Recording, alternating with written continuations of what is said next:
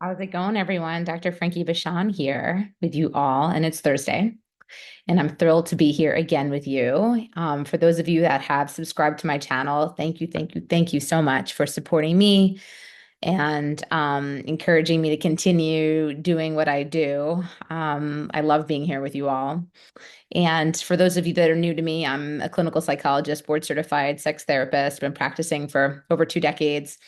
And aside from that, I'm also the CEO and founder of Little Gay Book and Little Black Book Matchmaking. So if you're single, get into our singles database, schedule a call with us to learn more about matchmaking. If you're relationship minded, you're a professional, and you really want to find a partner and you're tired of swiping, or maybe you're not swiping at all, you're just hoping and praying that your special someone just bumps into you at the supermarket or shows up with a bow at your doorstep. And it just hasn't happened yet, which I can tell you that doesn't really happen. But we do like to tell ourselves that, when the timing is right, it'll happen. But actually, if we don't put our mind and our heart and our intention towards it and set our purpose and create space in our lives for it and actually do something about it, take action, these things don't happen on their own. So I want to encourage you, if you're single and you're wanting companionship, quality companionship, to reach out to us. And you can, in the notes below, you can get all the details you need to connect with us. And I just want to say deep, heartfelt thank you for being here with me weekly. And also just think about people that might benefit from anything that I'm sharing. If there's something that an article that I cover or a topic that I cover that's really moving and you think somebody in your life could benefit from it, then please share it. And just thank you for being here. All right, let's do this. So today's topic is how to be the greatest first date ever. Don't you want to be the best, greatest first date ever? Yes, say yes. All right. So dating is super chaotic, right? And tumultuous to experience. For most of us, we don't love dating. And almost all of us feel like sometimes it's a little bit out of control. It isn't up to you whether anyone else wants to date you or whether they return the feelings that you feel for them. The dating app algorithms are quite mysterious and opaque, and trying to meet someone out in the world can feel these days pretty hopelessly random. The one thing you can control is your own actions. And when you do have a date, you can do your very best to make sure you're an incredible first date that they will never forget. And I'm going to share with you right now some things you should consider. Taking initiative before, after, and during your date. It's normal to be nervous when dating, especially if it's new and you're worried about doing the wrong thing. Somehow, however, this manifests in a desire to have the other person steer the entire dating experience, asking you out in the first place, choosing the activity, figuring out times, and everything else. It's undeniably lovely to have a restaurant or movie options researched and offered to you. And that's why your date also deserves that experience. I can't tell you how many times my matchmaking clients will say, well, just because I'm your client, Dr. Frankie, doesn't mean that I want to do the lion's share of the work, that I want to do the reaching out, or that I want to coordinate the second date, or that I even want to coordinate the first date, for example. So it's like people want to feel like there's a give and take. Are you demonstrating interest and engagement in this person and doing your part to make having a date even possible? Can you be the person to move a chat on a dating app or over text into an actual in-person date by asking if they want to get a coffee sometime? Can you suggest some places to meet that are in their neighborhood that aren't necessarily so convenient for you, maybe even meeting in the middle? During your date, think about ways to show up actively rather than passively, waiting for your date to make conversation with you. Are there interests you have in common you can plan to ask them about? Can you bring flowers or a coffee for them before you go on a walk together? Put in the effort to reach out after your date, regardless of how it went. If you had a great time and you'd love to see them again, then you should tell them that.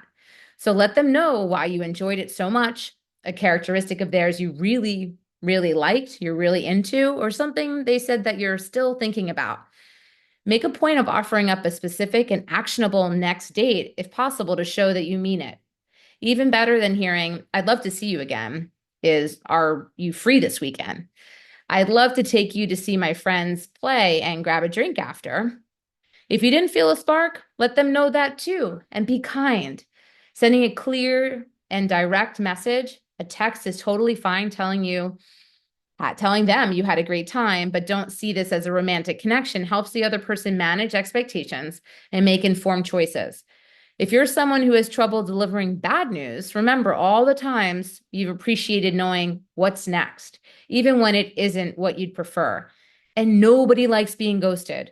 So, really, I mean, if you were really enthusiastic about them and you knew you wanted to see them again, I imagine you would want to let them know right away.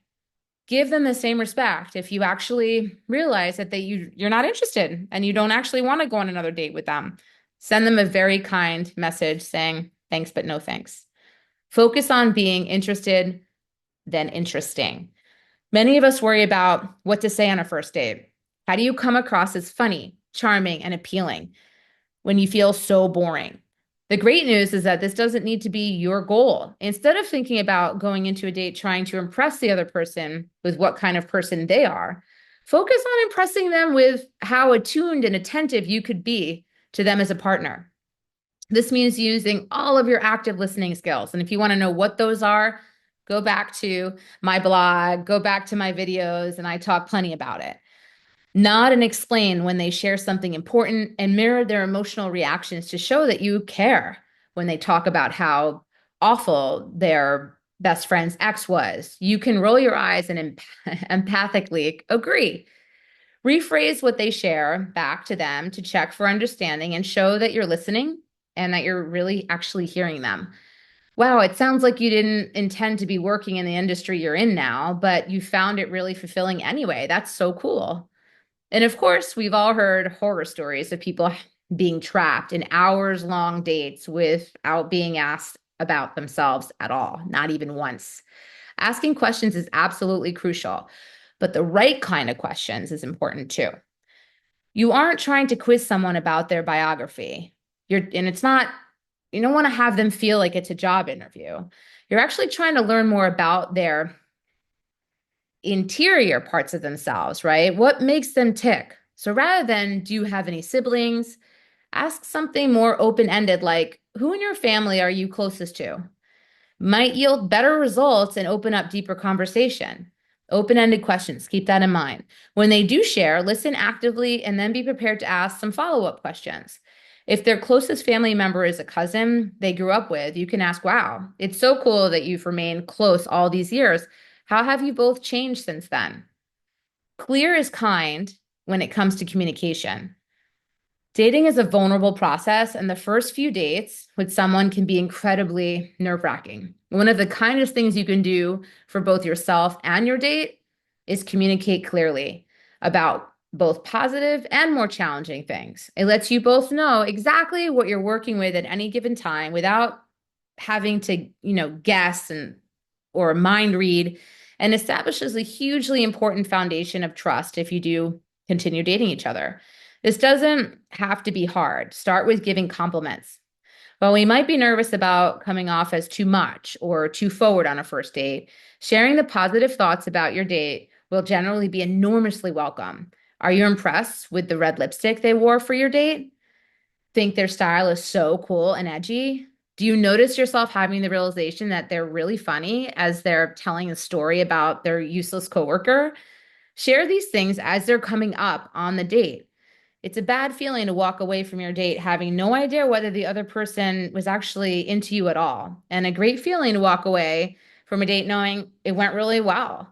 Expressing interest or attraction directly and in person is a great way to accomplish this.